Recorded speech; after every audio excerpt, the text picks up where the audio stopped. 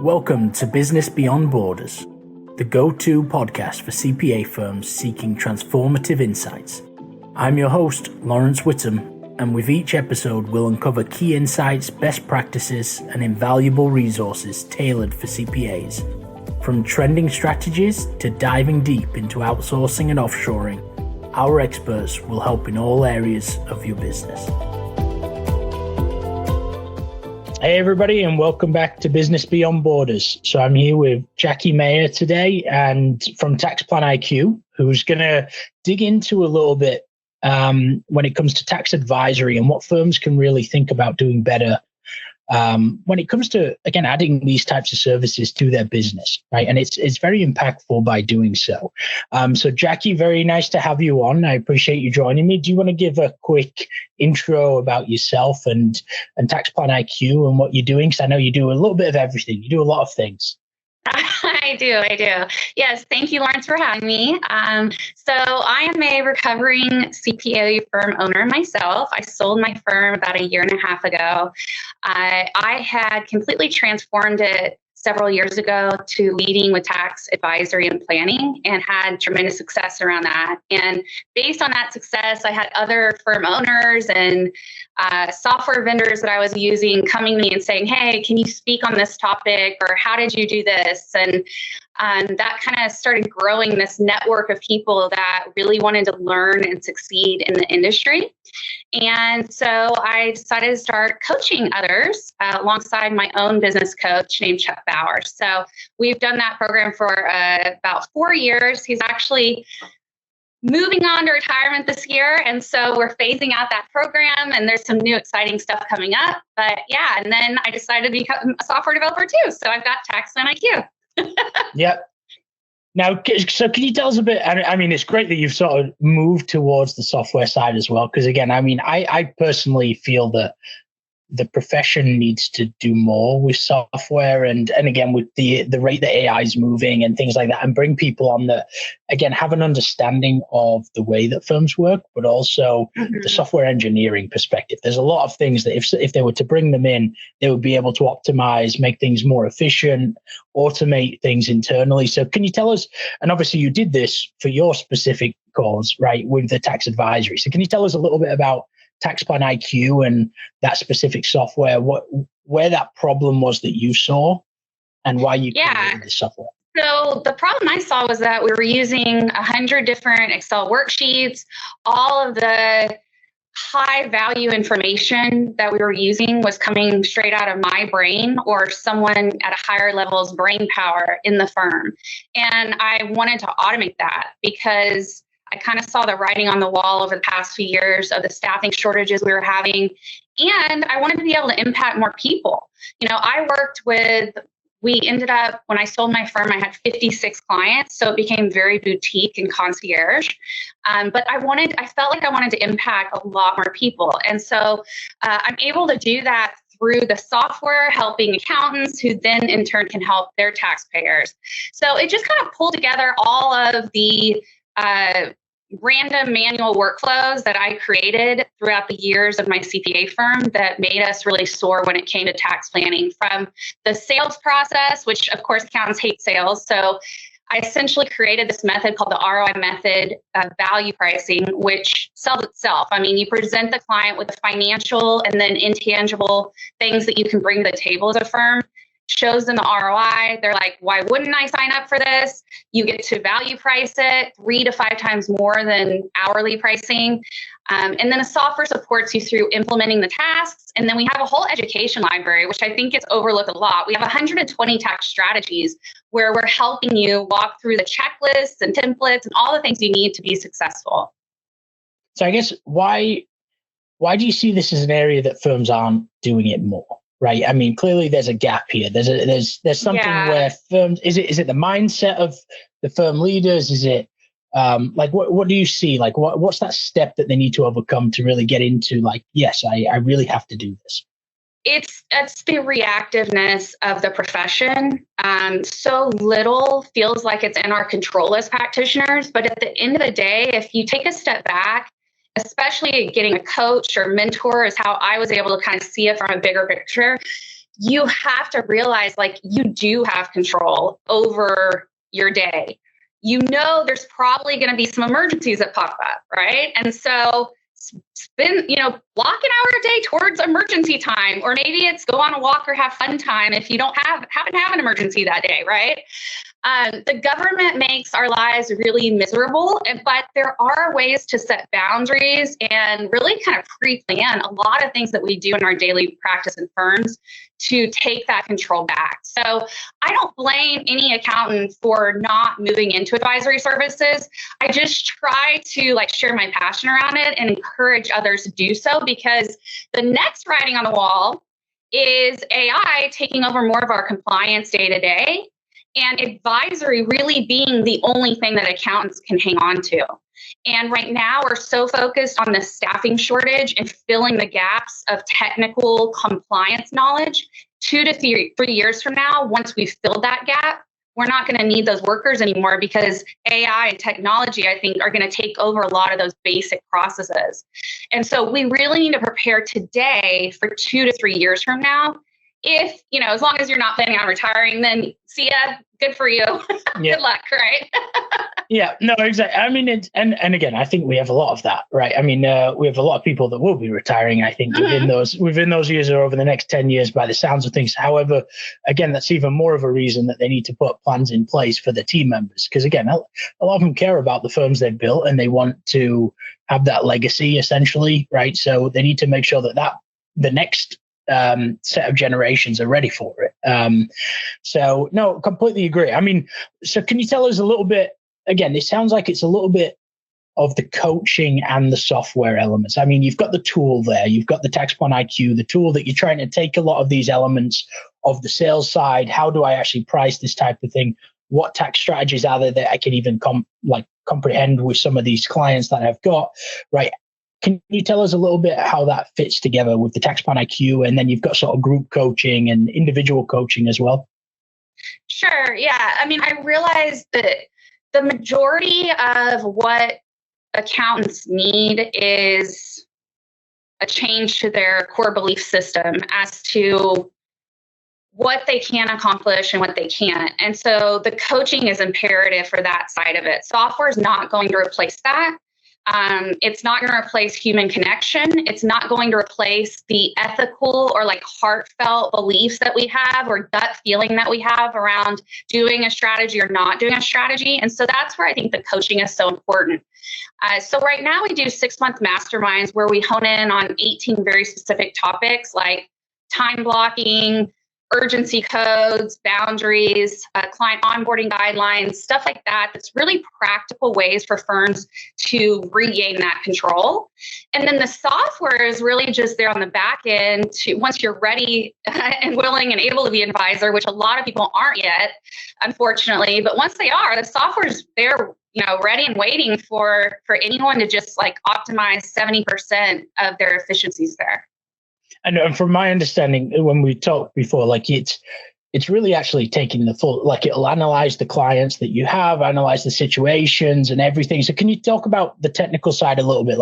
What do they have to plug in order to make it work, right? And what does it spit out on the back end as well from the automated side of things, right? And what's their input piece that they need? This is exciting stuff. I'm such a geek. So I'm not a developer by trade, but I've always loved technology and loved hacks. And so it's so fun to be in the middle of innovating these things. But we've created, first of all, a chatbot named Jane, Jaine. And she is based on ChatGPT-4, but we've layered all of our knowledge and coaching resources onto her to where she's kind of like the smartest tax specialist in the world. Okay, so that's pretty cool in itself. Then people were like, well, that's great and all, but I don't want to have to put any thinking into this. Yep. And so while I created the product for people that already knew how to do tax advisory and just wanted to get more efficient at it, I realized there's a huge gap of people that don't know how to do it and still want to get into it and become as efficient as possible. And so we created what's called a rap feature. I do love rap music, so I think it's kind of funny, but she reads, analyzes, and then proposes tax strategies just based on the client's tax return. So right now you upload a PDF of the 1040, She'll suggest top strategies. And we are really honing in on this in the next couple months. She can already do this. But what we're doing is we're automating the entire process from end to end, where you literally upload the return. She creates the client, creates the plan, adds the strategies, and you can see like, oh my gosh, Sally Jane client has $50,000 of tax savings here that we haven't optimized. We should probably work on that engagement, right? And so that's what we're really honing in on over the next few months. And it's really exciting with the advent of these large language models and AI, what we can do at tens of thousands of dollars instead of millions of dollars now.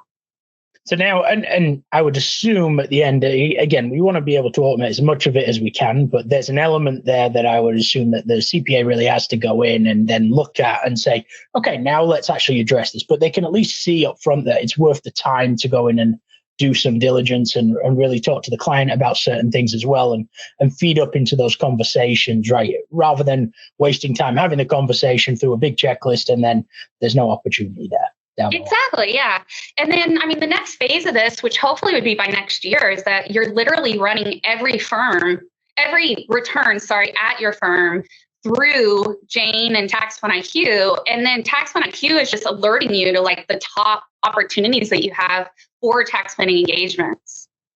Now, would you say that there's any? Well, let's think about how to put this so that you can actually answer it. So I guess from the perspective of like when firms are actually implementing, whether it's your software or just tax advisory in general, right, into it, and now going through the coaching and starting to do that, do you have any metrics or rough metrics around like what their either profit margins increase by or what their revenue can typically increase by without having to go out and get new clients? Because this is really like an extra service you're offering your current clients. It's obviously can be a lead generation tool as well, but it's even for their current clients. Is there any, do you have any rough metrics as to what they can actually add to the business? Oh, yeah, it's amazing. So I know the metrics from my own case study of what I did at Meyer Tax, right? So I started with over 200 clients, very traditional practice. I sold 60%, kept the 40%, and our revenue went from like $350K annually with a couple helpers to, almost 1 mil. And we got down at the end when I sold to 56 clients that we were doing this concierge level of service for. So I started in 2010 charging $150 for 1040 annually. And when I ended, a client wasn't paying us less than like $15K a year. And it was just to have that extra set of eyes and that guidance and the strategy around, are we optimizing everything that we can for your situation? It's not that hard, really. I'm not doing super advanced stuff. I don't do any list of transactions. I don't do anything super aggressive. It's all very like tame strategies, like entity selection, baseline stuff that people just aren't taking advantage of. And that kind of drives me nuts when people miss those kind of opportunities. So it's quite a big change when it comes to revenue. When I've seen it applied to other users, to answer your question, we're seeing their value pricing going from, maybe $500 to $1,000 engagement to $3,000 to $5,000 average. And we have produced almost $300 million in tax savings for taxpayers in the about 3.5 years that we've been around in the software too. So it's really cool. Wow. And now, is everybody able to utilize the software themselves, right? Or do you have experts in the background sort of supporting them with those types of things outside of the technical customer support side of it, right? Do you need somebody that helps them implement really, and there's a lot of implementation time, or is it quite cut and dry as to here's how I use it, right? I mean, it's very simple. Like, what does it look like? Yeah, so I kicked it off because it was kind of a side project when I had my coaching business and a CPA firm. I kicked it off really like as self-service as it can get. So it was meant for kind of tech savvy, early adopters that understood some things about tax planning. They could just dive in, do whatever they need to themselves. We offer a 2-week free trial. There's debate whether we still offer that or not, because a lot of technical tax products like this, you're better off doing a one-on-one demo instead of the trial. But I tend to kind of insist, like, if you don't have a trial, you're kind of a crappy product. So that's just kind of how I feel about it. But so I'll probably fight to the end that we have that trial that people can just dive in, because that's what I would want to do. But we have shifted it a bit over the years with the fact that people that were already doing tax planning were pretty set in their ways. And so it's hard to switch them into a new software product or convince them that you can do it better. And so we've been taking on a lot more people that are newer to tax advisory and educating them A to Z. And that does involve some hand-holding. So the answer is it's as much or as little hand-holding as people need. So we have onboarding sessions now for every single new client. If you're an existing user of TaxMyQ and you want an onboarding session, we just kicked those off a couple months ago. Let us know. We'd be happy to do it. It's been like drastically increasing initial retention of users just to show them some of the basics. But it's pretty self-explanatory. But we've noticed people just want to talk to somebody, and get their questions answered. And then we do have consulting on the back end as well. So we can actually help you craft the tax plan and sell it to that extent if someone wants that.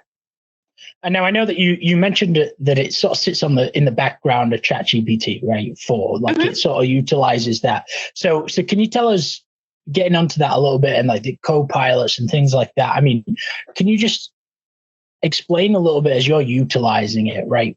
The power of, again, some of this AI technology and again, where you see outside of this tax advisory even, but where else you see that firms can really leverage and utilize like this technology. And again, they should really keep an eye out for, because again, you've been in this market, you've grown a business, right? You've done it in that exact way. And I think you've gone the extra mile of now creating the software side of it, which many firms will not, right? But can you give some other areas? Because there's so many ways that I see that they can utilize it. For sure. Okay. Best tip ever. Everything you're doing, just plug into ChatGPT, say, I'm working on XYZ. How can you help me?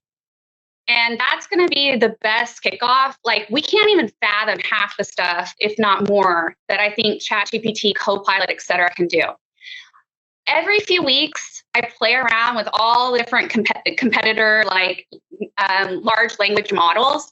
And my favorite last week was Copilot, because they added in ChatGPT 4, and it was actually able to search the internet and get research and data better than ChatGPT 4.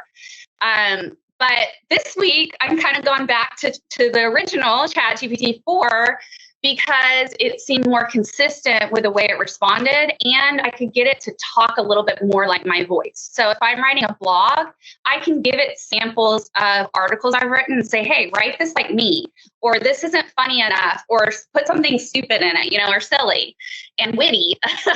Yeah.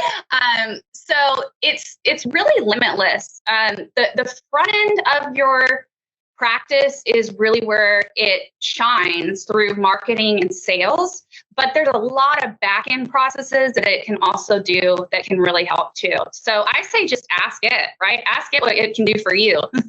Yeah, no, I love it. And I think that was when we went to the digital CPA conference where we actually met recently. I think that was one of the big things. Like, they actually had a session and they sat us down and they were like, everyone pull out your phones, everyone get the free one. If you don't have the free one, like, just use it, right? And just see what you can do. Yeah, you just got to do it. Yeah. Yeah. No, I love it. And I guess as we start to wrap up, Jackie, is there anything that you have going on over the next sort of year that, whether it's, I know that you're at a lot of conferences, a lot of different aspects where that people can learn more about this area, they can come and see you. Do you want to share anything and any good places where people can go to? For sure. So we are about to launch a ton of educational content resources. It kind of fell off the past few months while we've been really heads down in the weeds of the software development process. But we're really refocusing on making sure that we bring a lot of value adds to the industry and whatnot again. So I would say go to jackie.cpa and you can navigate to my blogs there. My social accounts are all under Jackie Meyer CPA mostly. I'll be at Scaling New Heights. I have a 2-hour workshop on adding tax advisory. So if you want practicality, that's the place to get it.